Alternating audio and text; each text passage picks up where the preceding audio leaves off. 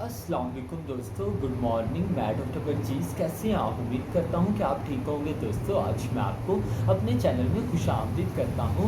दोस्तों, ये अक्टूबर का मौसम आ रहा है, मौसम बदल रहा है और इसमें बहुत ज़्यादा बारिशें भी पड़ रही हैं। दोस्तों, जब हम बारिश में नहा लेते हैं, नहाने के बाद दोस्तों हमें बहुत ज़्यादा कफ़ होना शुरू हो जाती है। हमारी जो सी दोस्तों कफ़ है बहुत ज़्यादा हो रही होती है, हमारी जो सी कफ़ है वो ख़त्म नहीं हो रही होती। तो दोस्तों, इसके लिए आज मैं आपको होम्योपैथी की एक अच्छी, इफ़ेक्टिव और बहुत ही पावरफुल रेमेडी के बारे में बताऊंगा दोस्तों। और रेमेडी का नेम है डिजिटैलिस।